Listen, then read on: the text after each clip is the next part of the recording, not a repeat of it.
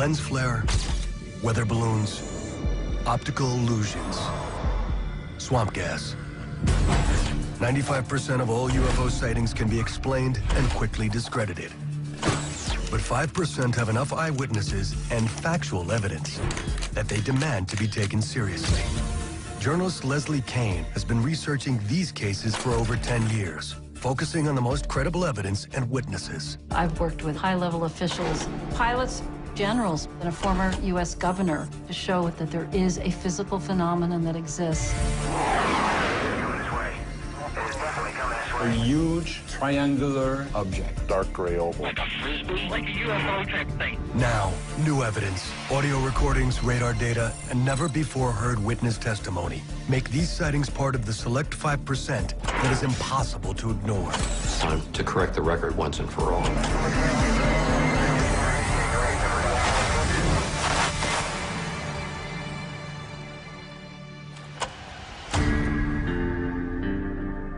The large majority of UFO reports are made by civilians in isolated cases with 1 or 2 corroborating witnesses and can be easily dismissed. Okay, here he comes from the south. He's coming toward us now. That's unreal. But when a sighting occurs over a nuclear-armed American military base at the height of the Cold War and is seen by 60 Air Force personnel for 45 minutes, it demands closer scrutiny. Here we have a senior officer making a report of a UFO directly over the most important base in the whole NATO network, and there's no response to him. I found that absolutely astounding. Now, 30 years later, key witnesses have come forward to tell their remarkable story. The team and witnesses were told to treat the investigation as top secret, and no further discussion would be allowed. This is the extraordinary incident at Rendlesham Forest.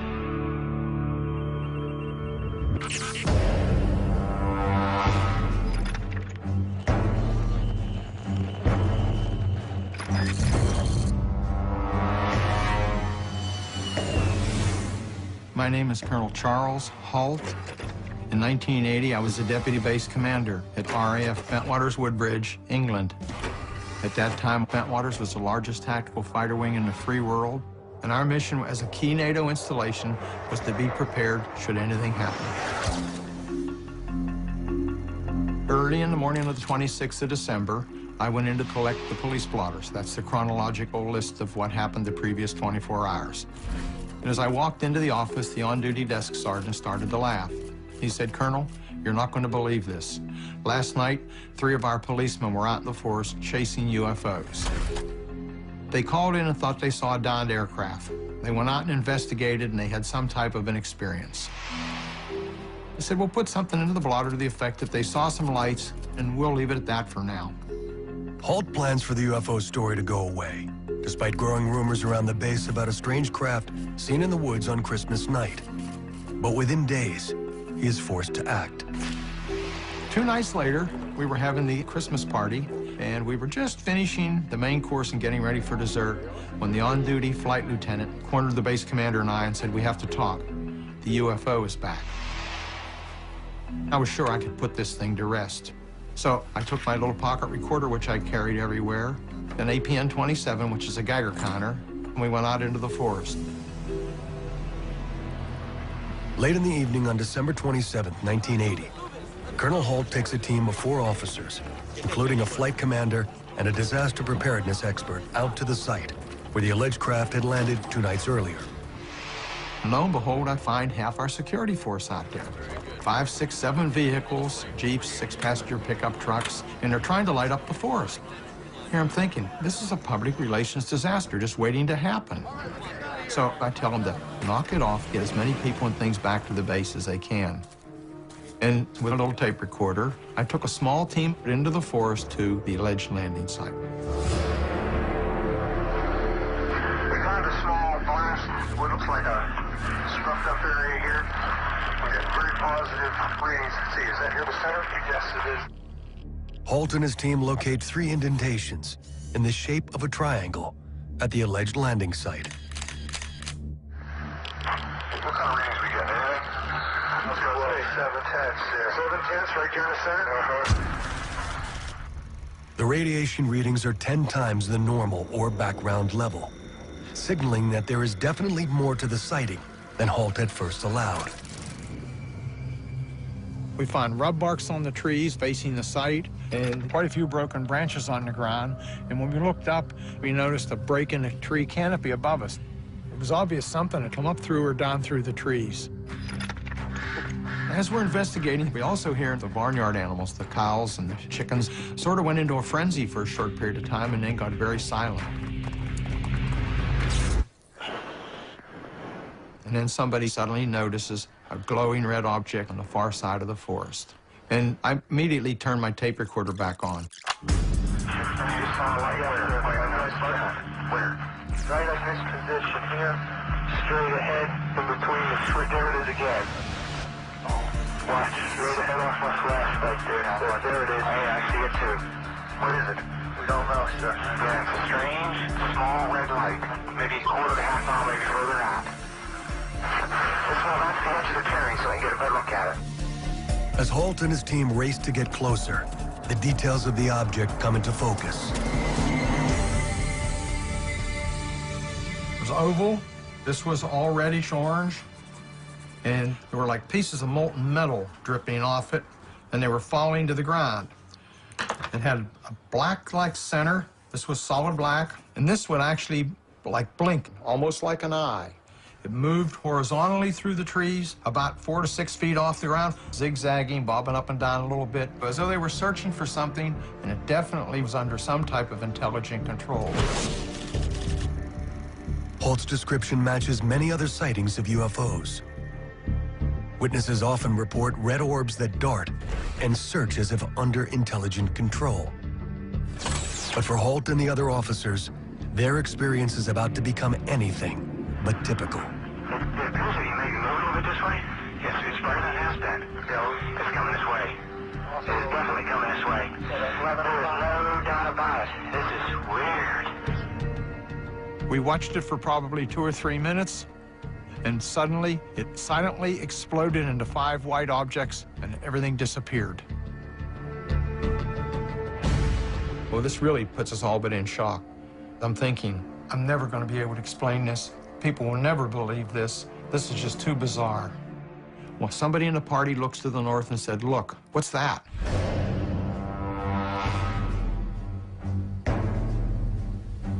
And we see 4 or 5 objects that are elliptical with multicolored lights, probably 3,000 or 4,000 feet in elevation, and they're moving at high speed with sharp angular movements. We hear a lot of chatter on the radios, and we were having difficulties the whole time, too. There was a lot of interference. Some say that sending down a beam into the weapons storage area, and we were all extremely nervous about what was happening. Moving out fast.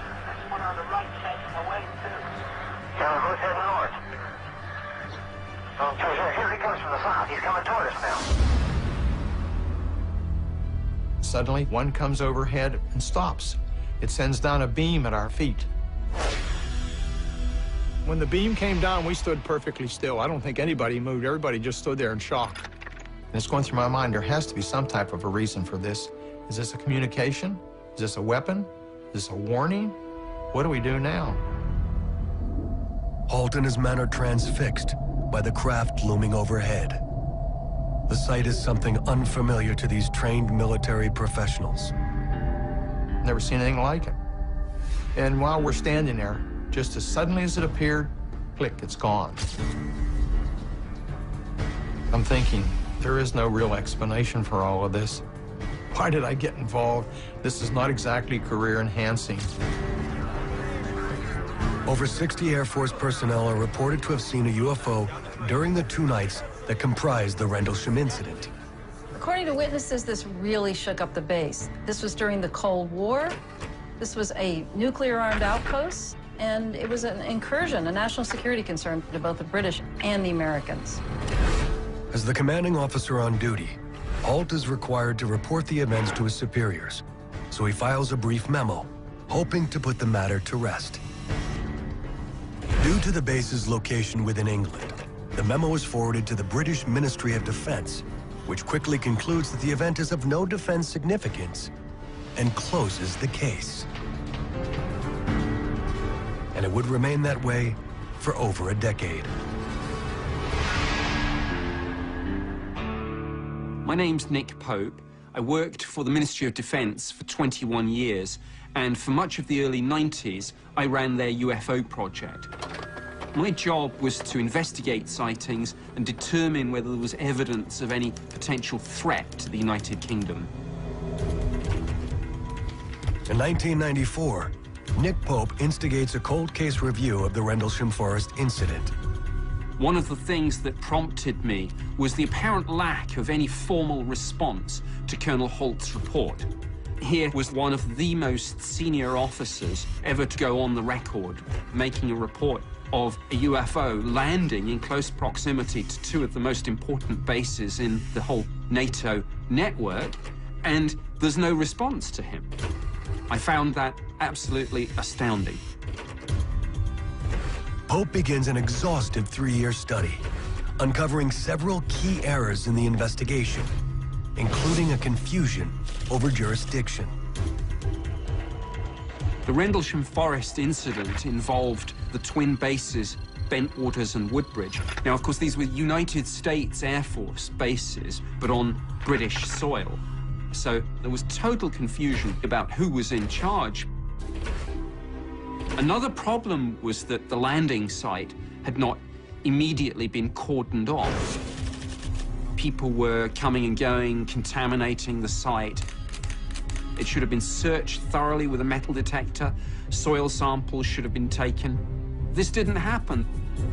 Years into his review, Pope uncovers one of the most critical failures of the original investigation. I was looking at the question of whether or not the UFO was tracked on radar. One of the witnesses said that for an instant there was an uncorrelated target that was hanging over the bases for about 2 or 3 sweeps of the radar, and then it disappeared. But when the Americans made the report to the UK, the date was wrong. So, of course, the Ministry of Defense were looking at the wrong night. And by the time we realized the error, the radar tape had been destroyed. The original investigation had been fatally flawed. But Pope would go further than simply detailing the failures of the original investigation.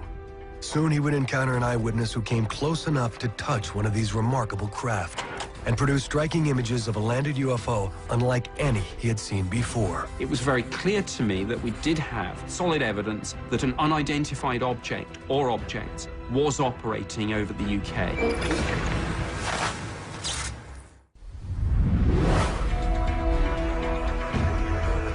Just after Christmas in 1980, over 60 Air Force personnel witnessed what they describe as multiple unknown craft over the twin NATO bases, Bentwaters and Woodbridge, England. The experience rattles the soldiers, including Deputy Base Commander Colonel Charles Holt. I'm thinking, I'm never going to be able to explain this. People will never believe this. This is just too bizarre. The sighting is never officially explained, leaving the witnesses to question what they believed they saw. Until a decade later, when Nick Pope, a British Ministry of Defense official in charge of UFO investigations, instigates a cold case review of the now infamous sightings. It was soon clear to me that the original investigation had been fatally flawed.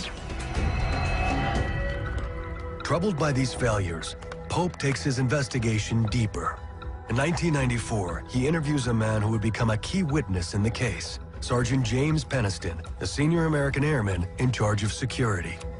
2 days before Colonel Holt's sighting, Sergeant Peniston had also seen the UFO, and he and 2 other airmen had actually approached this object, and he got close enough to produce some spectacular drawings.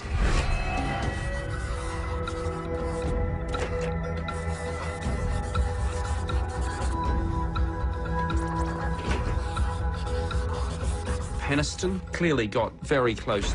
See the essentially triangular shape here. And it's interesting to note that indentations were found at the landing site in the shape of a triangle, and peak radiation readings were recorded in those 3 indentations.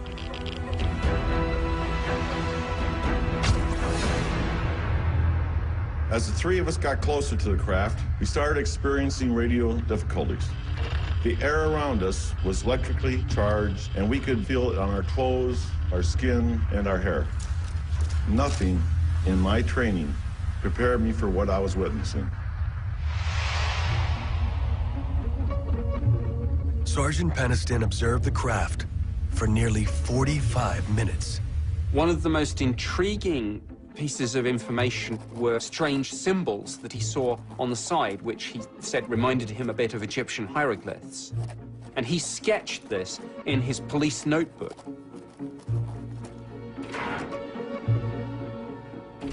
Many years after the incident, Sergeant Peniston decides to step out of the shadows and speak publicly about his sighting.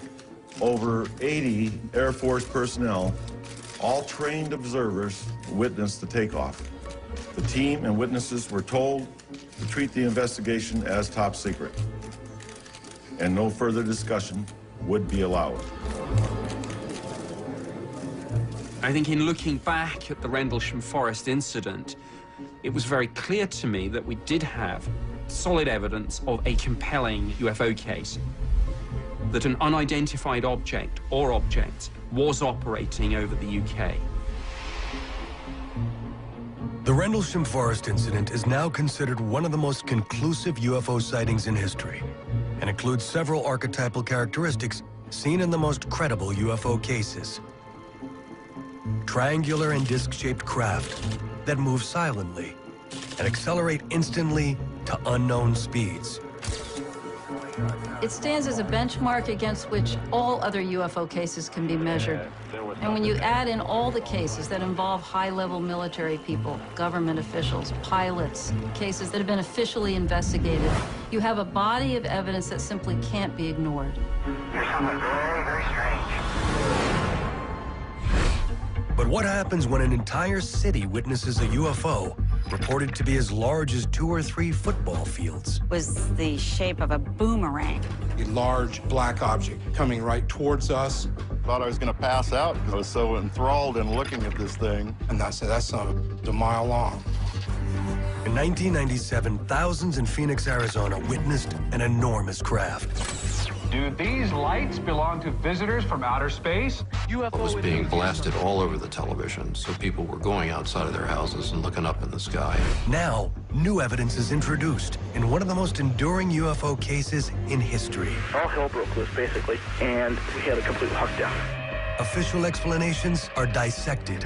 The Air Force stated that flares were dropped around 10 p.m., but witness reports came in over an hour before the flares were dropped. So using that excuse makes a mockery out of what thousands of people said they saw. And a former governor reveals his startling admission. I knew more about the lights over Phoenix than I let on. This is the Phoenix Lights.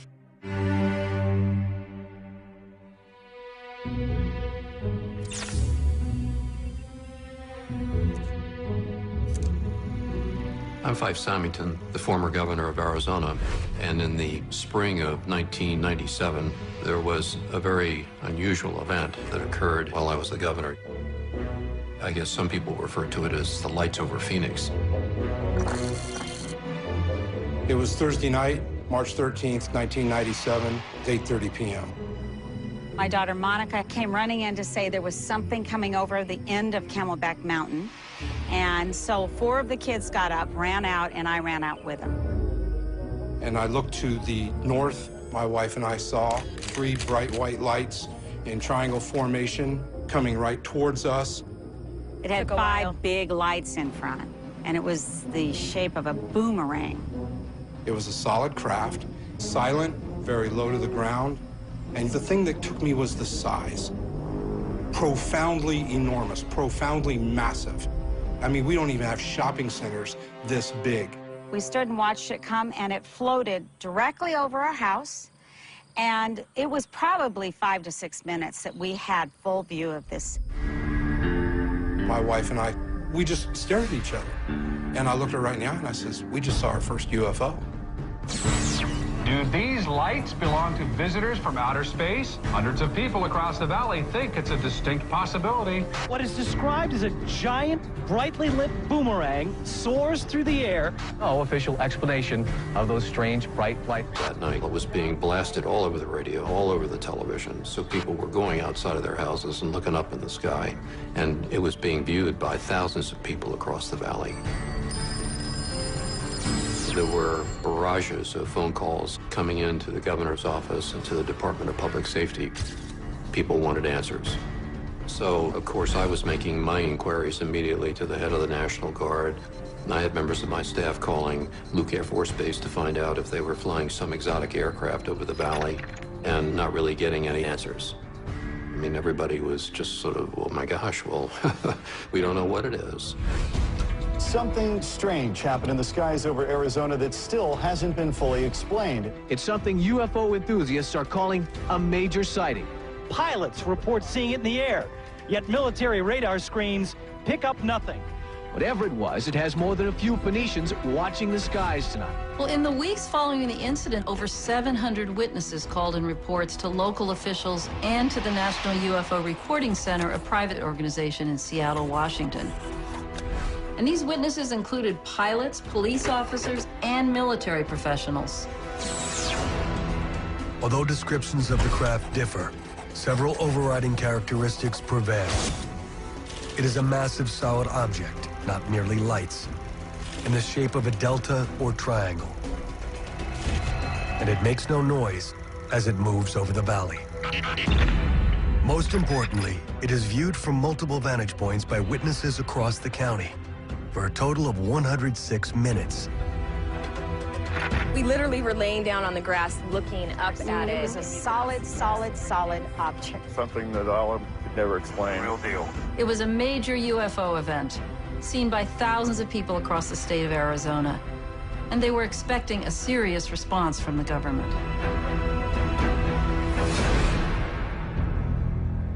Well, you can imagine the building hysteria that was going on in our community about what really happened and what we were going to do about it. I'm going to order a full, investigation of this through DPS. We're going to make all the necessary inquiries, and we're going to get to the bottom of it. We're going to find out. I was probing, trying to get answers, but everybody was sort of denying that they saw it in official channels, which really had me perplexed. And Councilwoman Barwood really took the lead. She called Senator John McCain, and the senator was the first person to get something out of the Air Force. The Air Force tells Senator McCain that the lights are high-intensity flares, dropped by the National Guard between 9:30 and 10 p.m. But since the sightings began at 8:15 p.m., over an hour before the flares were dropped, and in a different part of the city than the UFO was seen, this fails to explain what many witnesses saw. They were all shot right around 10 o'clock at night. They were all southwest of Phoenix. They weren't even over the city or even in the county. What my wife and I saw happened at 8:30. Seems to me this big object came over at 8:30. The authorities decided they better do something to cover it up, so they had a flare show at 10. Well, it was an intentional diversion, yes. What's really confusing is that the lights that were shown on TV that night were actually the flares. Do these lights belong? Because the news footage was taken at 10 p.m. when the flares were dropped. Strange dots of light that were the top of. But that doesn't explain what all the witnesses saw. The flares were dropped over 2 hours after the sightings began. These were two separate events.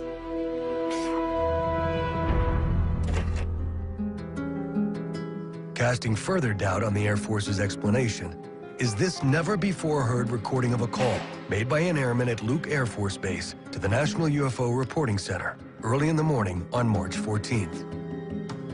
Apparently, we got a call from Prescott Valley Airport, a small airport north of us, reporting an object that had a near miss with a small Cessna. The call came up approximately 8:32 that they encountered something over Phoenix, Arizona, over the area of 7th Avenue and Indian School Road. They don't know what it was. According to the airmen, Luke Air Force Base launched two F-15s to investigate the incident shortly after 8:30 p.m. He spoke with one of the F-15 pilots after their return, describing him as visibly shaken. The command pilot of this particular flight, I've never seen this man scared. And he was scared to death. He's not sure what it was. His statement was that they followed this aircraft. It went on a straight line course heading towards Sky Harbor Airport, which is one of our main airports here, at approximately 18,000 feet, descending to 10,005. He saw 5 distinct lights in a triangular pattern. First 3 lights were in a tight triangular formation, and then the other light was at about 400 yards, also on the east side of the triangle. It scared the hell out of them, and after they landed, the base was, we had a complete lockdown. All hell broke loose, basically, and the facility was closed. Despite the shocking testimony, the Air Force categorically denies the encounter. But like the Rendlesham case before it, official attempts to dismiss the sightings are unsuccessful. It was the story that wouldn't go away, and the governor knew he would have to address it. Governor Fife Symington is determined to find out what those lights are all about. Soon the Phoenix lights would reach national prominence as Governor Symington reveals his astonishing news. I knew more about the lights over Phoenix than I let on. To escort the accused into the room so that we may all look upon the guilty party. It's time to correct the record once and for all.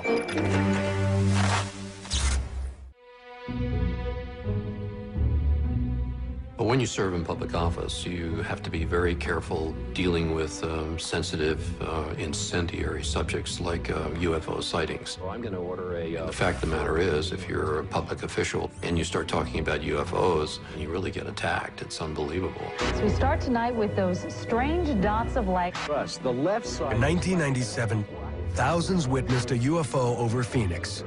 Reports described a delta-shaped craft, several football fields in length. Like the craft at Rendlesham, it was viewed from multiple vantage points by witnesses across the county for a total of 106 minutes. Thousands of people saw it, and there was quite a buildup of public interest, almost close to hysteria. UFO enthusiasts all over the country... 3 months after the sighting, USA Today features the Phoenix lights on its front page, forcing Governor Symington into the spotlight. In early June, there was some major publicity, and all of a sudden we found ourselves sort of besieged. So I organized this press conference to try to get people to kind of climb off the emotional mountain a bit. On June 19th, Symington holds a news conference to announce the mystery has been solved. And now I'll ask Officer Stein and his colleagues to escort the accused into the room so that we may all look upon the guilty party. Don't get him too close to me, please. Now, this just goes to show that you guys are entirely too serious. It really was a very funny spoof, but unfortunately it was taken the wrong way. It was an insult, and I'm greatly offended, as are many, many witnesses, because a lot of people could have came forward, but instead they became reclusive. They refused to talk about it because of this, because of the ridicule. I was angry over it because I know what I saw, and I did not like that kind of attitude. When this thing was over my house for 5 minutes, someone should care. Someone should care. That press conference, it really did upset a lot of people, and I regret that. But what really bothered me was that I knew more about the lights over Phoenix than I let on. And I should have talked more openly about my own experience sooner. On March 13th, I was having dinner with my family. We had the TV on, and I was well aware of the news about the UFO. So I said, I'm going to jump in my car, and I'm going to go down Lincoln Drive past Squaw Peak and see if I can see what's going on. When I got here, there were people milling around, just enjoying the park. And I was here for probably 5 or 10 minutes, and somebody said, look at that, and out to the northwest, this great big, massive craft, probably around 3,000 or 4,000 feet, took out a whole chunk of the sky, and you could see other aircraft in the distance, but airplanes looked like little toothpicks compared to the size of this craft. And it came right at us, made not a sound, and just moved almost sort of gently and smoothly, not that fast. It just glided over Squaw Peak.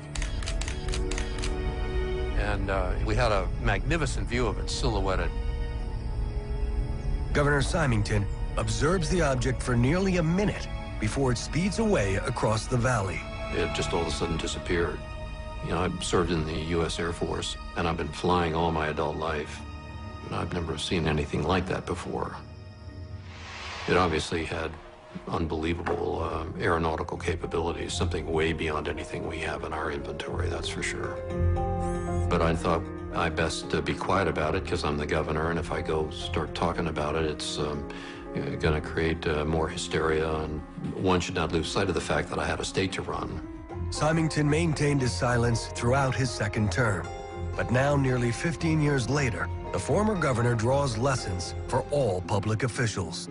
I think as far as government is concerned, we're sort of driven to always have an explanation for everything. And it's hard for government entities to say, you know, I don't know. You know, we can't explain it and admit to complete vulnerability. And now I'll ask officers. But I learned a hard lesson about this subject based on personal experience. Public officials need to be more open and more courageous in dealing with issues like this. We need to deal with it legitimately and objectively, and if we don't know what it was, then we should say, we don't know what it was. It's time to square up and do the right thing. The particulars of what was seen that March 1997 night are still avidly debated, and the Phoenix Lights case remains unsolved. But what is not in question is the case revealed an urgent need in UFO study, an official government process for receiving and investigating reports. As it stands now, for people in the United States, there is no official body for them to go to if some kind of event takes place, which they feel needs to be reported. And what's interesting is that in terms of the aviation community, the FAA has actually told its employees in its manual that if they see a UFO, they are not to tell the FAA about it. So they're actually saying right in their manual that we, the U.S. government, do not want to hear anything about UFO sightings. Pilots and people in the aviation community in particular make excellent witnesses. But very often, when they see UFOs, they don't go on the record because they fear that their careers will suffer. And it's a real problem because it makes the case harder to report, and it really limits the available data on the phenomenon. Without an official agency collecting sightings, coupled with the ridicule surrounding reports, it is impossible to accurately record the frequency and magnitude of UFO activity. But particularly in the aviation community, this risks a grave safety hazard. If these unidentified flying objects are real, mid-air collisions with our aircraft could be catastrophic. Hey, David, this is from United Tower. Did you see a flying disc out by C-17? I have not seen anything, Sue. And if I did, I wouldn't admit to it. Less than a decade after the Phoenix Lights, these issues are brought to light with the alleged incursion of a UFO into one of America's busiest airports. Several pilots and United Airlines workers swear they saw one, a UFO. Definitely was not an airplane as we know it. UFO reports have exploded across the internet, making it more difficult than ever to weed out the credible from the questionable. In response, a handful of experts are applying rigorous investigative and scientific standards to evaluate evidence of this phenomena. One of these is veteran journalist Leslie Kean. I've been looking into the UFO subject for about 10 years, always focused on the hardcore factual information. Radar evidence, the photographic evidence, the physical evidence that have been studied in laboratories, and not on more conspiracy-oriented material that's floating out in the culture and all over the internet. In January of 2007, I was struck by an amazing story that was on the front page of the Chicago Tribune. A number of employees of United Airlines witnessed a disc-shaped object. It looked like a metallic disc hovering over the United Airlines terminal, specifically over gate C-17. And this was at rush hour, a busy afternoon around 4:30. It was seen by a lot of people on the ground. It was seen by pilots, by crew members, by managers, by people that were moving planes around. It was estimated to be about 22 to 88 feet. And they said that it was hovering over gate C-17 for at least 5 minutes. And then the thing suddenly just shot up, directly up through the cloud bank above it and cut a crisp hole through it, very clean, like a cookie cutter. The witnesses, trained aviation professionals, were confounded by what they had seen. I've been at O'Hare for quite some time, and I'll tell you definitely it was not an airplane as we know it. The O'Hare case adds to the growing mountain of UFO data, echoing the common characteristics of earlier UFO sightings. It was a disc-shaped object that hovers silently and accelerates instantly to unknown speeds. But the most critical piece of evidence is yet to be revealed. Hey, Dave, it's from United Tower. Hey, did you see a flying disc out by C-17? It was start soon. Several months after the incident, Kane obtains a copy of the control tower tapes, which includes a never-before-heard recording of a United Airlines supervisor calling in to report the sighting. Okay, I'm sorry. What can I do for you now? All right. I told Dave there was a disc flying outside above Charlie 17, and he thought it was pretty much high. But I'm not high and I'm not drinking. Yeah. Someone actually has a picture of it, so if you guys see it out there. A disc? Like a frisbee? Like a UFO type thing. Yeah, okay. Okay? Hey, I'll keep a field eye for that. All right, okay, bye. This is, very, very important evidence. It shows that there was something there. It was reported to the tower, but it was still treated like some kind of a joke. And I believe that that's at least partly due to the FAA policy of discouraging UFO reports. Even though this was in restricted airspace, a busy airport in the middle of rush hour, and nobody knew what this thing was going to do. I mean, this was a serious hazard. So the FAA initially didn't say anything, but once these tapes were released, they had to say something. Under public pressure, the FAA releases a cursory explanation 2 months after the sighting. Well, the first thing that the FAA told people was that this was some kind of light reflection off the bottom of the cloud bank. They said it was the airport lights can do funny things on the clouds. But the problem is the airport lights had not even been turned on yet. The second explanation that the FAA gave was that it was a weather phenomenon, most likely what is called a hole punch cloud. A hole punch cloud is a natural phenomenon that is caused by ice crystals falling from above a cloud down to a cloud bank below and melting a hole in the cloud. The problem is you have to have freezing temperatures for this to occur. Well, we know for a fact that it was too warm at O'Hare that day.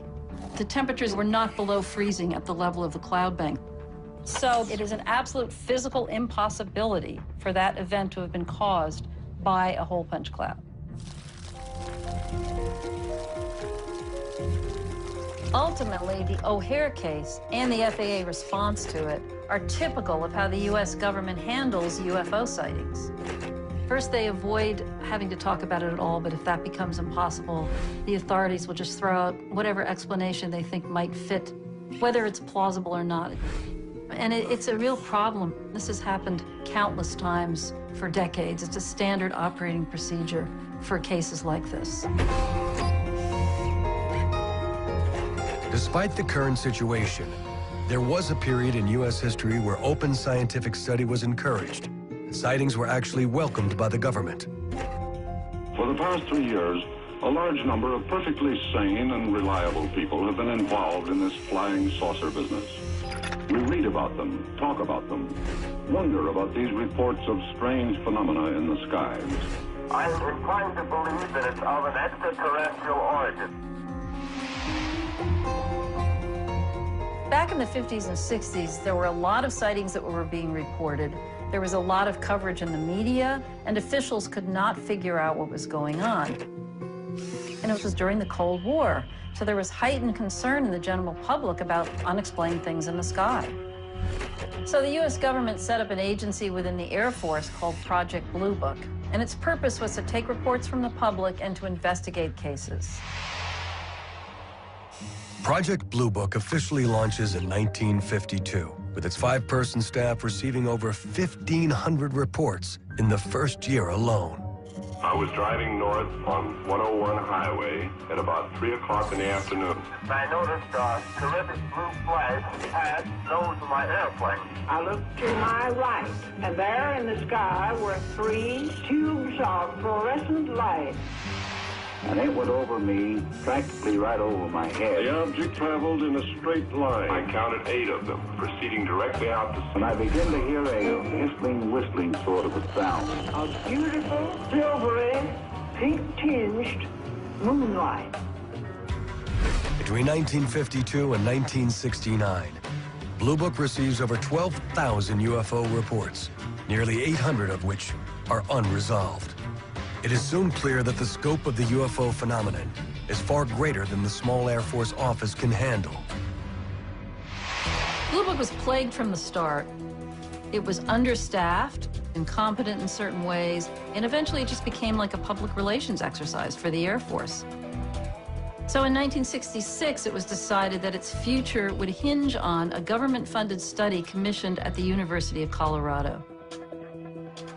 The university study is headed by Dr. Edward Condon, physicist and former head of the National Bureau of Standards. Condon was biased against UFOs from the beginning. In fact, in a 1967 article, he was quoted as saying, "My attitude is there's nothing to it. But I'm not supposed to reach that conclusion for another year." The Condon report is completed in 1968 and includes some valuable analysis of unresolved UFO cases in its nearly 1,500 pages. But that goes largely ignored in favor of the 2-page summary written by Condon himself, which declares that further scientific study of UFOs is unwarranted. In 1969, the Air Force announces the termination of Project Blue Book, effective the following month. Since then, the report has been cited countless times by officials and scientists to justify dismissal of UFO study. It's really a tragedy. I mean, this was the only official investigation by our government.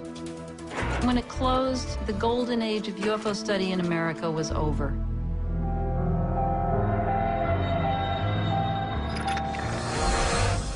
Since 1970, many cases have challenged the assertions behind the close of Blue Book. But a 1986 sighting near Anchorage, Alaska would produce standout evidence that demands to be taken seriously. Yeah, that's 1-2 again. On some other equipment over here, we have confirmed there is a flight size of 2 around your 1550 squawk. Where is he following us? It looks like he is, yes. In this case, a captain with 30 years of flight experience puts his reputation on the line by reporting an enormous craft that follows him for nearly an hour. An encounter that would yield the longest recorded data of a UFO to date. Hard evidence that would be brought all the way to the White House.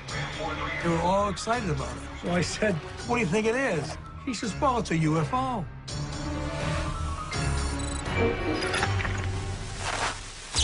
My name is Richard Haynes, and I have been a research scientist for NASA since 1967. My interest in unidentified aerial phenomena goes back 30 years at least. When I was a skeptic, I was just quite convinced that I could explain the phenomenon. But I had an opportunity to talk with commercial pilots who would come in to fly our simulators. And once in a while, a pilot would tell me this remarkable story that it had happened to him. And over the years, I began to realize that I was wrong, that I could not explain the phenomenon. So in the 1970s, I began collecting face-to-face pilot interviews, sometimes in the cockpit of the airplane. Sometimes we would refly an actual encounter. And so far, I have collected over 3,000 sightings from virtually every country of the world, and quite a number of them were very serious. These would qualify as near miss by FAA standards. And so, looking at air safety as our concern, we formed NARCAP, the National Aviation Reporting Center on Anomalous Phenomena.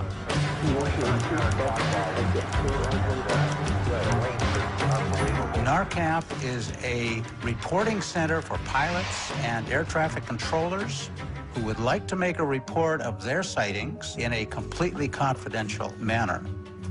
This is very important because a lot of pilots are afraid for their careers. They believe that they will be ridiculed, and the implication is that if you see something in flight, you're not competent to fly the airplane, which is absurd.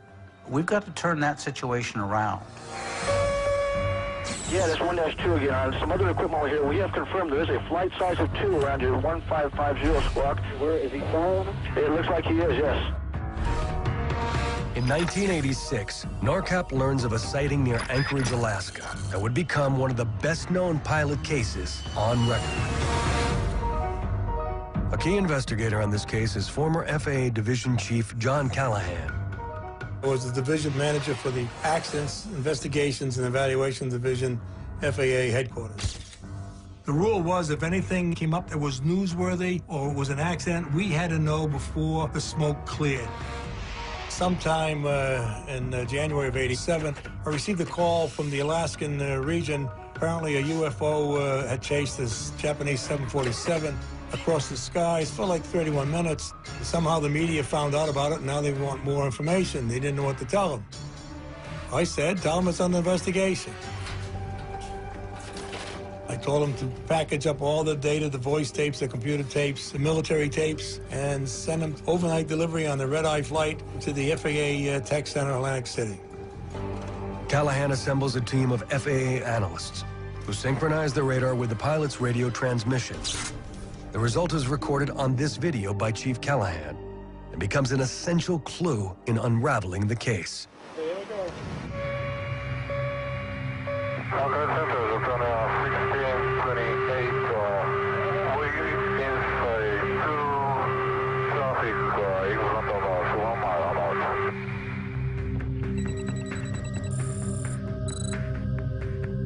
Captain Kenju Teruchi, a senior captain for Japan Airlines, flying a 747 cargo flight from Paris to Tokyo. He saw a military test of some advanced nature. When he looked at his airborne radar, he saw a large target 7, 8, 9, 10 miles in front of him. And the first thing he did is he called the FAA and wanted to know if they had any traffic up there for him. Japan Air 1628, sir, if you're able to identify the type of aircraft, and see if you can tell whether it's military or civilian. Japan Air 1628, we cannot identify the type, but we can see navigation lights and turnover lights. Viewing this one-of-a-kind radar evidence, Callahan's team is able to confirm the unidentified target near Teruchi's plane. But it is this never-before-heard interview, conducted by Dr. Haynes with the Japanese pilot, that illustrates the extraordinary details of the craft. What he told me was remarkable. It was a huge object, something far bigger than his own airplane. Big walnut shape, as large as 3 or 4 aircraft carriers, had lights coming from it, and small craft coming and going from the bigger craft. How long did it take to move from the 12 o'clock position?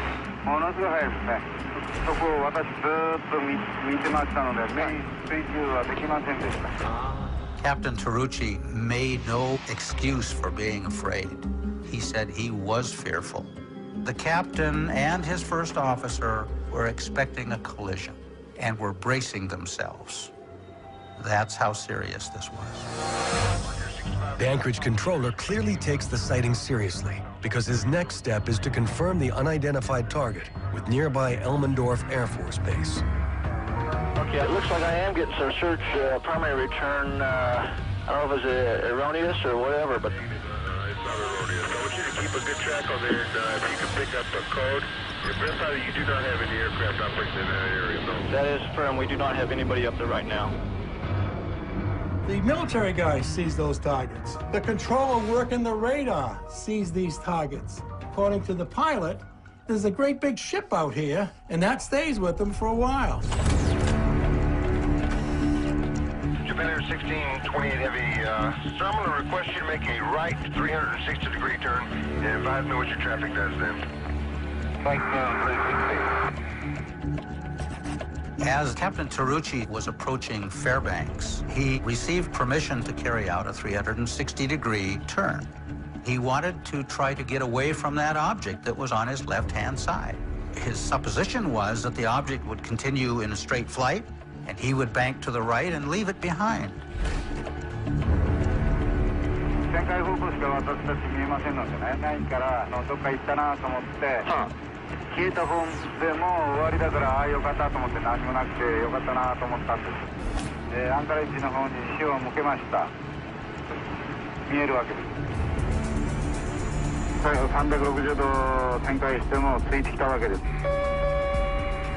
Yeah, that's 1-2 again. Some other equipment here. We have confirmed there is a flight size of 2 around your 1550 squawk. Where is he following him? It looks like he is, yes.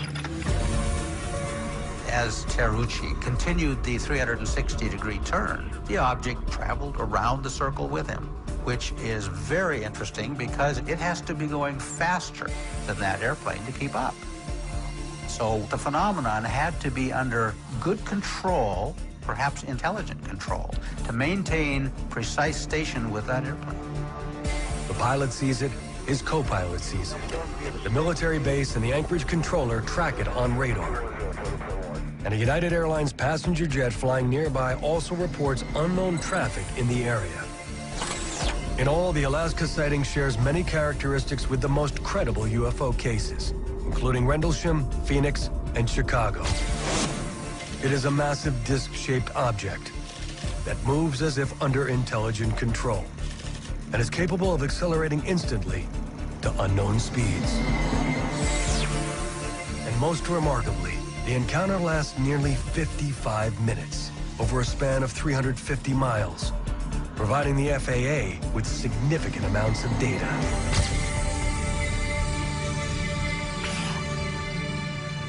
They had the analysts put together a chart that would explain every hit around the 747. And even a blind man could see there was a target there. But I'm thinking it's the stealth bomber, figuring who believes in UFOs. When Callahan returns to Washington, a meeting is arranged with the White House scientific team to review the materials. There was 3 scientists from Reagan's staff. There was 3 guys that said they were with the CIA. And I played the tape 3 times for them.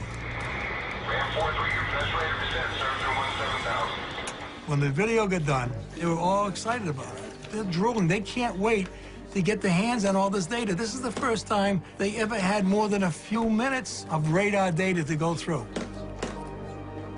And then the CIA guy, he steps forward and he says, this event, pointing to the TV monitor, never happened. We were never here. We're confiscating all this data, and you're all sworn to secrecy. So I said, what do you think it is? I'm still thinking it's the stealth bomber. He says, well, it's a UFO. 2 months after Callahan's meeting, the FAA releases an official explanation for the sighting, which, like the Phoenix and Chicago cases, seeks to explain away the phenomenon. They said it was a split beacon. It was a ghost target. It was ring around. It never happened. But the Japanese pilots do not see ghost targets. They don't see ring around. They don't see split beacons. We only see a dot or a slash on radar. You have to rely on the pilot telling you what's there. Captain Terrucci decides to go public with his encounter at great personal risk to his reputation. Because of his willingness to fill out the forms and be interviewed in great depth, Japan Airlines decided that he should no longer fly. And so Captain Terrucci was asked to fly a desk, as they say. This case illustrates what's at stake. Until the U.S. government changes its policy on UFO sightings, witnesses are always going to be afraid to come forward with critical and important evidence. This is how science progresses, is to allow people to openly and honestly describe what they're seeing. We're never going to get to the bottom of this phenomenon until we have an open disclosure.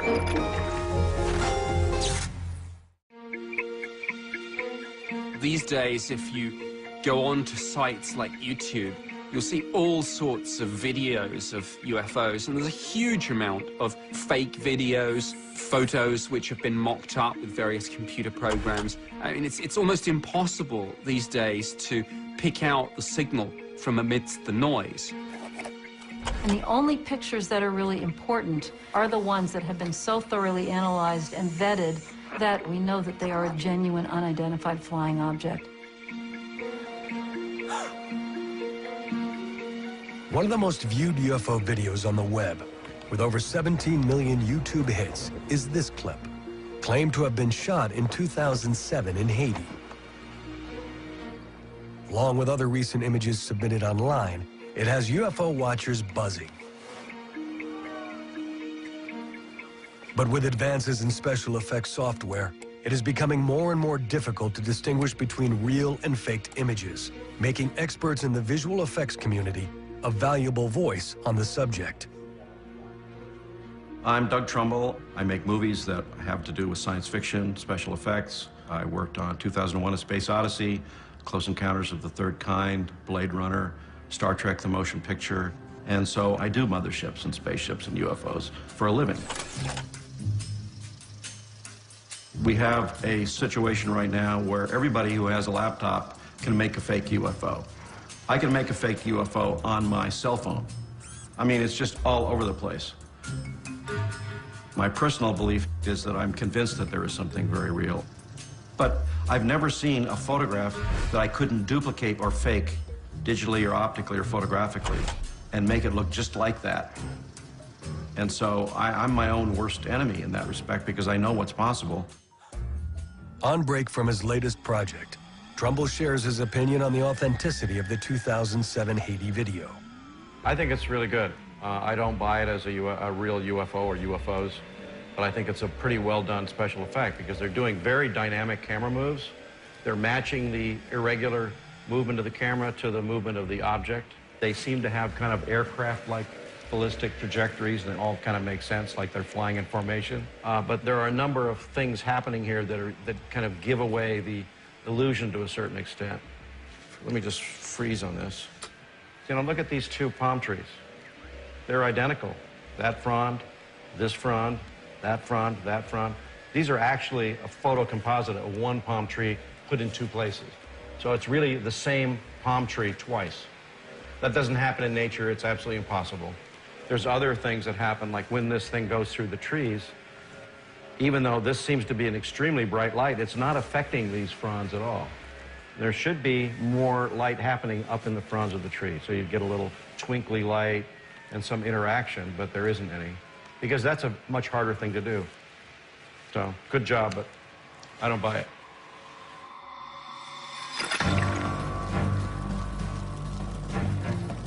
While vacationers with video cameras may stumble upon irrefutable proof of UFOs in the future, there are already images of the phenomena that have been scientifically tested and widely accepted.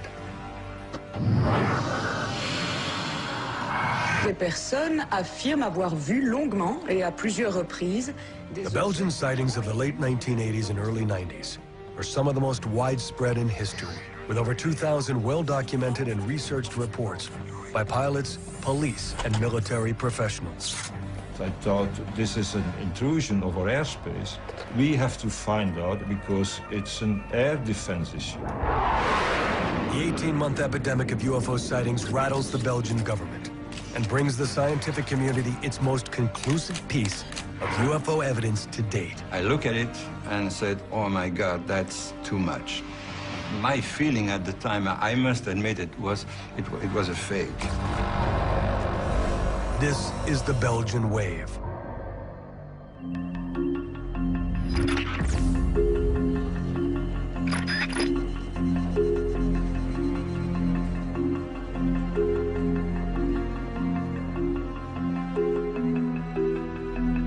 My name is Sᴇᴄrᴇᴛ.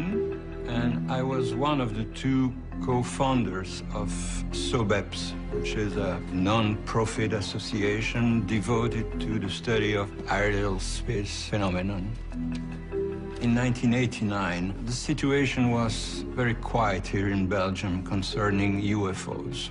So quiet that we decided to close the association because there was no sighting anymore. And all of a sudden, strange things started to happen in the area of Eupen. And this was, historically speaking, the beginning of the Belgian UFO wave.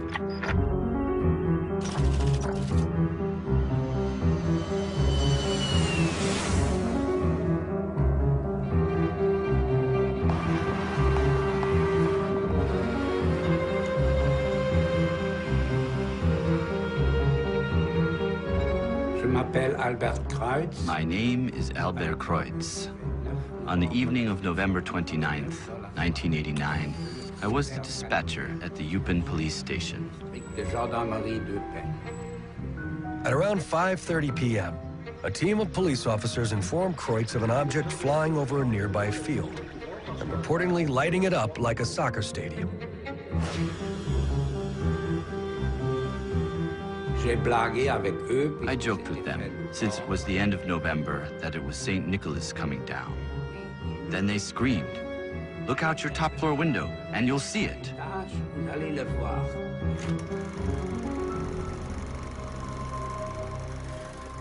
I go to the window, and I see the object about 200 or 300 meters in front of me, like a boat, floating in the sky.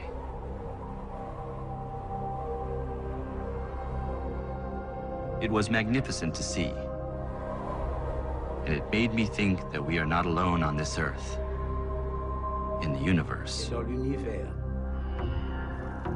I found it beautiful.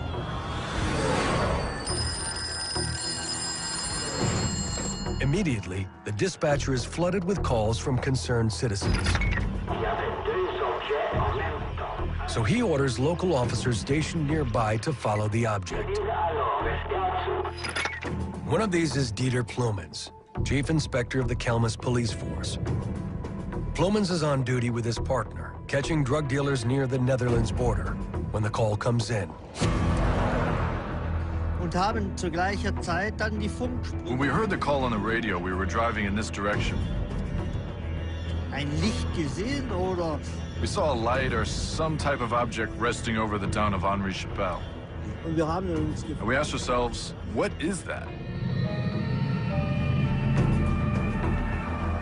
I told them to pursue the object and observe it. So they followed it to ᴅᴏᴜᴜᴜ, where the object hovered motionless over the Beloy retirement home. I think this is pretty much the exact spot where we stopped at the time. We saw a huge object above us with round lights on 3 corners.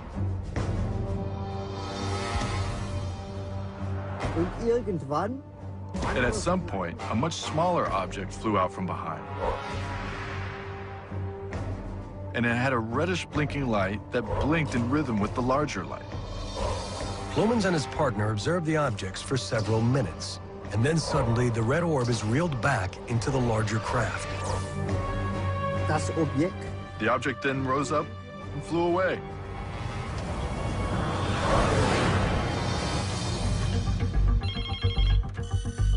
Kreutz and Ploemens' accounts are among the many that began to flood in that night. In all, a total of 13 police officers called in reports of an unidentified triangular craft spotted in 8 different locations around Eupen. Over 60 additional civilian reports are made that evening, producing a concentrated mass of sightings that would soon bring international media attention and compel the Belgian government to respond. It was really an historic night because the sighting reports were all so similar. But the big surprise was that this was only the beginning.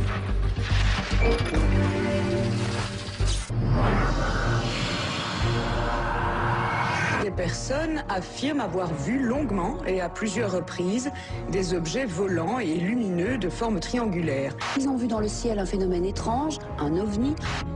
The day after November 29, it was a huge covering in the media. Résultat des interactions entre les forces cosmiques. It was on TV, it was in the newspaper everywhere.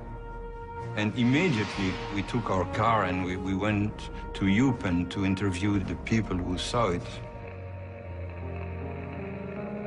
Mon mari a vu quelque chose de tout à fait incroyable la nuit de lundi.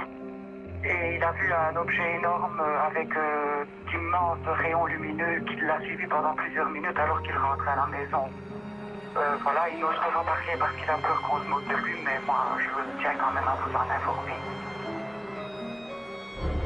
We collected 150 different sightings from the same area, describing almost the same thing. Donc ça forme un triangle. Un triangle? Un triangle. Oui. A huge, triangular, dark object. Avec chaque extrémité, un grand feu blanc. C'est vraiment comme des phares d'atterrissage d'un avion, mais beaucoup plus fort. Parce que ça vient de chasse. Et au milieu de celui-ci, un gros clignotant rouge. What is very interesting is that triangular object wasn't reported at the time in 1989. At the time, in ufology, people were speaking about flying saucers, discs, something like that, but not a triangular, dark-shaped object. This was new.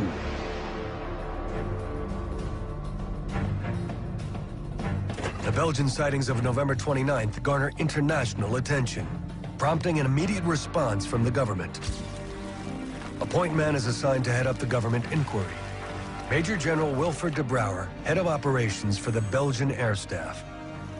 In 1989, I was in charge of protection of the airspace of the country when a total of 143 sightings were reported in the area of Eupen. When receiving such report at military level, a lot of officers will reject it because it's not in their terms of reference. It's frustrating. It's frustrating having to declare that you don't know what is going on. So when it came to my office, I wanted to react in the same way. But I thought this is an intrusion of our airspace. We are the country hosting NATO. We have to find out because it's an air defense issue. De Brouwer's first action is to contact the U.S. Embassy to find out if any stealth flights had taken place in the area without warning them. No, they came back very quickly and confirmed formally that no such flights had taken place over Belgium. So that wiped out that theory. But the sightings continue, including many cases where several people were involved in a single sighting. Police officers, military and government personnel, and an Air Force weather forecaster. Highly credible witnesses, all of them convinced that they saw something exceptional. One of the cases that most intrigues de Brouwer occurs just 2 weeks after the initial sightings, when several witnesses report a triangular-shaped craft near the rural town of Ernage. De Brouwer is particularly struck by the account of Colonel André Amand, a civil engineer who is also director of infrastructure for the Belgian Army. I was driving from my house, my wife by my side, to go pick up my son at the Gembloux train station. I noticed 3 yellow panels moving parallel with me beside the road. Under them was a pulsating red light. I did not understand what it was. My wife said it's probably just a plane. But I wanted to see it, so I slowed down. And the object stayed with my car. So I accelerated and slowed down 2 or 3 more times. And every time the UFO would catch up with me. Then the UFO traveled behind the ᴅᴏᴄᴜᴍᴇᴛ woods. So I turned left and stopped on a small hill in front of a farm.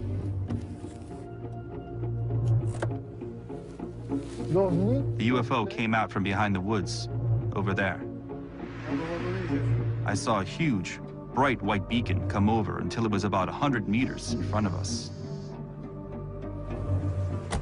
You could hear traffic on the highway and a train going by about 1 kilometer away.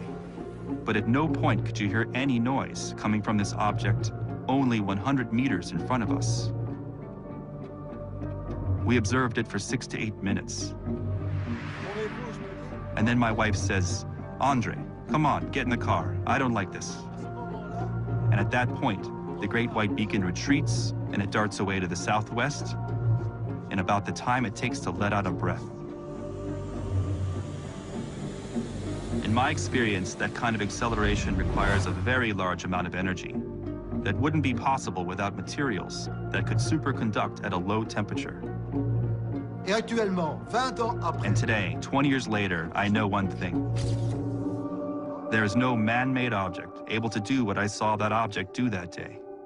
Not then and still not now. It's impossible.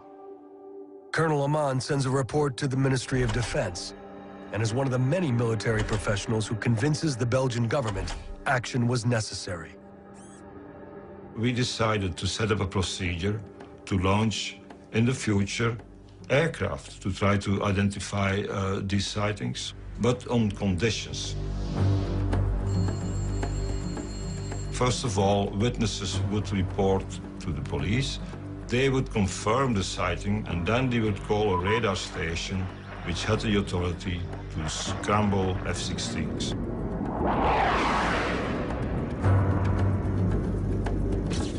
I am Yves Mielbergs.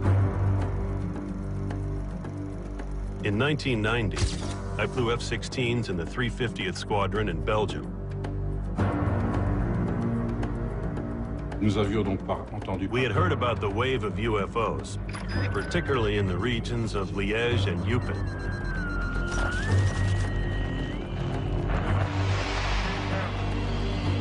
On the evening of March 30th, 1990, Mielberg's unit is informed of a string of UFO sightings around the town of Louvain. We immediately took off in formation, 2 F-16s flying east of Brussels. Our goal was to intercept or come as close as possible to the objects and try to identify it as best we could. Maintenant, voyageons en direction sud, à une vitesse extraordinaire. Libre pour l'investigation. Contrôlez l'armement. The speed at which the object was moving, the large variations in altitude and course, were particularly unique.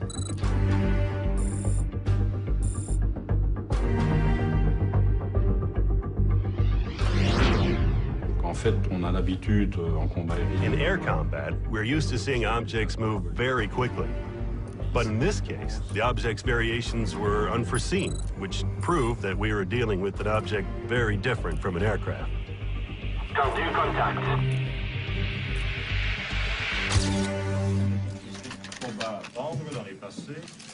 Voilà, ici vous voyez le vecteur de l'objectif 300 degrés, vitesse 999. Vitesse normale? Bon, la vitesse d'un avion normal à cette altitude est l'ordre de 350-400 nœuds. Ça, c'est un horizon. Under pressure from a hungry press and public, de Brouwer holds a press conference to discuss Mielberg's flight. Voilà, ça c'est une vitesse de 1010 nœuds. Donc ça c'est la vitesse maximale qu'on a enregistrée. The F-16s registered objects that were flying at a normal speed, but suddenly turning and accelerating to speeds which were much higher than the speed of sound. Now, this cannot be done by any conventional aircraft. Donc les accélérations ont passé de 150 à 500 nœuds dans une fraction de seconde. Unfortunately, only one of the F-16 radar tapes provided sufficient information to analyze, which meant that we couldn't compare the tapes to exclude electromagnetic interference, which is a reflection of an object, sometimes on the ground, that can go through the atmosphere and bounce back to the F-16 radar. 100% sûr que vraiment il y avait quelque chose. Ça c'est. Due to the failure of the secondary radar recording, government officials cannot verify the pilot's account. But Mielbergs remains convinced. Personally, I believe there was an object at that location that day.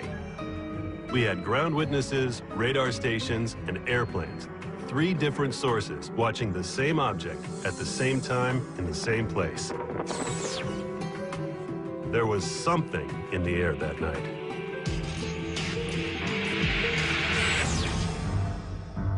The individual sightings of the Belgian wave are remarkable and impressed de Brouwer and other investigators with their legitimacy. But what they didn't have was something irrefutable, a piece of evidence that would bring this fully into the realm of science.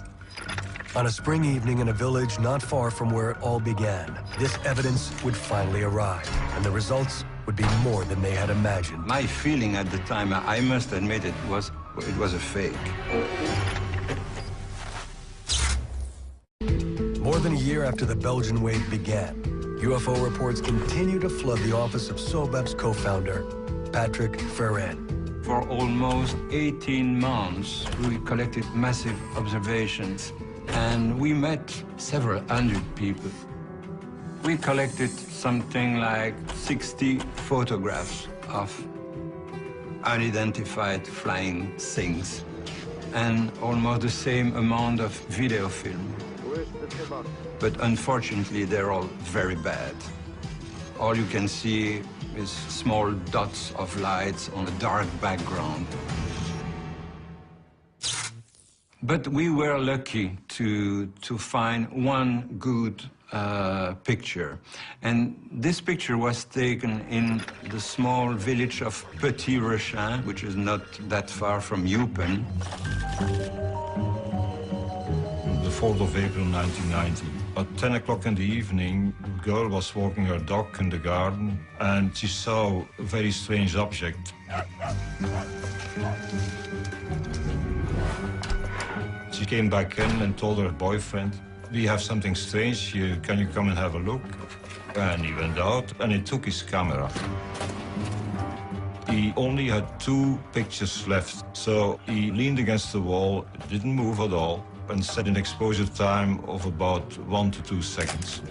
He took 2 pictures, and when he got his film developed, he saw that one of the 2 pictures was blank. There was nothing on it, so he threw it away.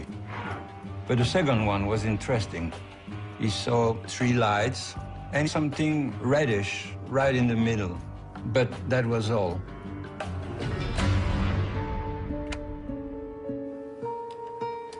I received the original at the time. I looked at it and said, "Oh my God, that's too much." My feeling at the time, I must admit, it was a fake. So I built a small model, and I tried to reproduce what was on the slides. And I immediately understood that it was not a model. So we decided to see someone who was an expert in digital analysis, someone who had the right tools to detect and to prove it was a fake or not. The slide is put under an intensive year-long study by Professor Mark Ashewa, a nuclear physicist at the Royal Military Academy in Brussels. Professor Ashewa's analysis of the blue component of the slide show that one side of the triangular object is perfectly in focus, but 2 other sides are blurred. This proves that there is an independent movement of the object. It was not a fake. The slide is further analyzed by scientists around the world, including Professor ᴅᴏᴄᴜᴍᴇᴛ, a nuclear physicist at the University of Paris-Sud. Professor Marion discovered that there was a magnetic field around that object, because he observed a pattern like iron filings behave in a magnetic field. Professor Marion's findings trigger speculation that the craft may have moved using a magnetoplasma dynamic propulsion system, an electrically powered engine that uses a magnetic field to generate thrust. Such a system could also account for the lack of wind and noise reported by witnesses. In the history of UFO study, The Petit-Réchin photograph stands out as one of the most convincing pieces of evidence of a sighting to date. Not only does it reinforce thousands of reports from across Belgium, but it reveals many shared attributes of the most credible UFO cases. It is a triangular craft that moves silently and accelerates instantly to unknown speeds. And what's interesting about the Belgian sightings is that we in the UK had a very similar wave of sightings 3 years afterwards. Many of the witnesses talk about a large triangular-shaped UFO with 3 lights on the underside of the craft and a larger, slightly dimmer light in the center. So it's clear that in both cases, governments are looking at this and are coming to the conclusion that we are dealing with a real phenomenon. The Belgian wave is remarkable not just for the sheer number of sightings, over 2,000, but for how well they were reported and officially investigated. It lasted for almost 18 months, and all of a sudden, everything stopped. Of the 2,000 reported cases, 650 were investigated, and out of the 650, 500 remain unexplained. The question remains open, what is it? And I don't know the answer, that's for sure. I can only say what it was not. It was no aircraft, no helicopter, no blimp, no Zeppelin, no ULM, no RPV, you just name it. The Belgian wave remains a mystery. And even now, 20 years later, witnesses are left with more questions than answers. I'm frustrated because after 20 years, no one has a valid explanation. Indeed, there were 2 objects in the sky. We have no other explanation. I had never seen such a flying object before that day or since then. And to this day, I still don't know what it was. Is it something extraterrestrial? Could be. I can only say what I saw.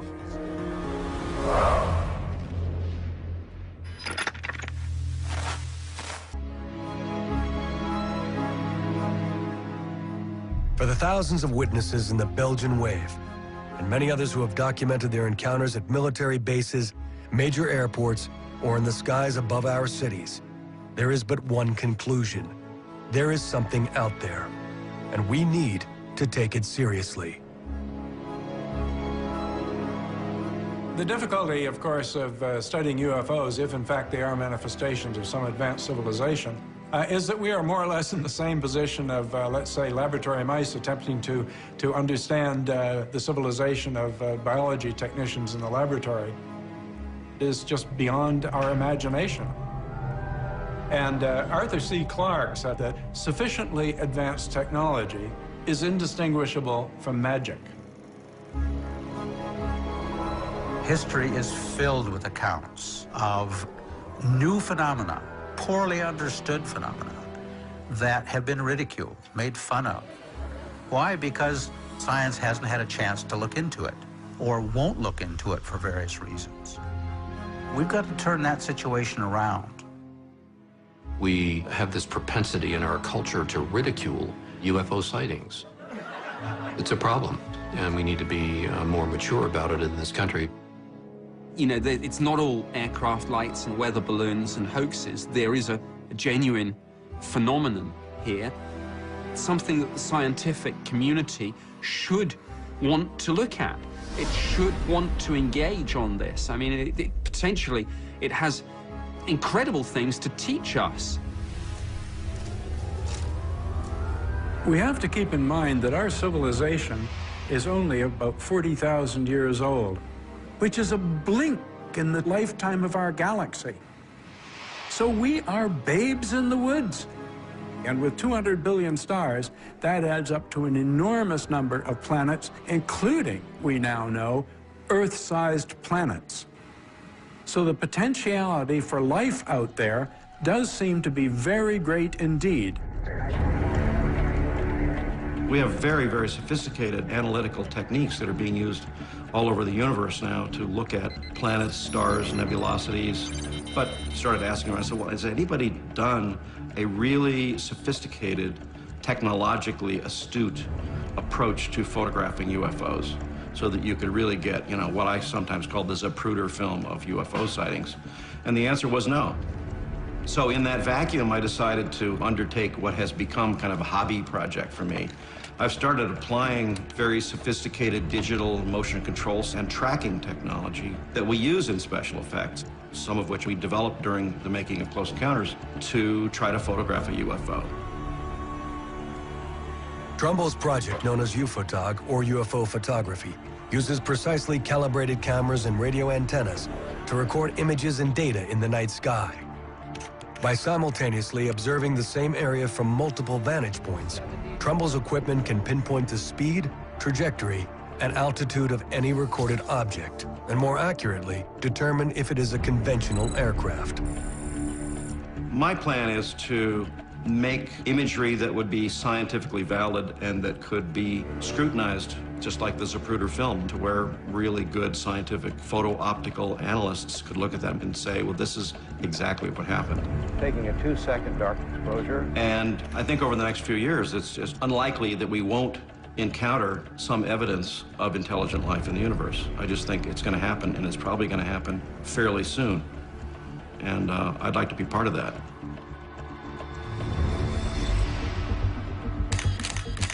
It's really an exciting time to be involved with UFO research. And there seems to be greater chances that we're going to capture even more solid data. But we also have to be extremely careful to hold it to the absolute highest standards.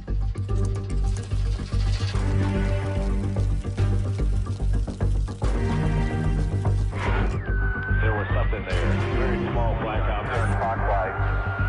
And the length is unbelievable. Firm, we do not have anybody up there right now. I was driving north on 101. In these, the most credible UFO cases of our generation, we have heard first-hand accounts that defy dismissal.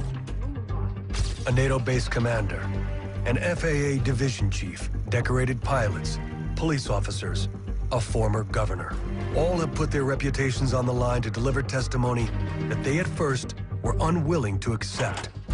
Together with the evidence collected, from radar data to photographs to never-before-heard audio recordings, these sightings present a case that cannot be ignored. It's the accumulation of overwhelming evidence from pilots, generals, government officials that prove, in my opinion, that we have an actual physical phenomenon that has not been explained. It's time to embrace this information and the new reports much more openly. The command pilot of this particular flight, he was scared to death. He's not sure what it was. It was the shape of a boomerang. Huge triangular object. As large as 3 or 4 aircraft carriers. And it came right at us, made not a sound. It definitely was under some type of intelligent control. It's coming this way.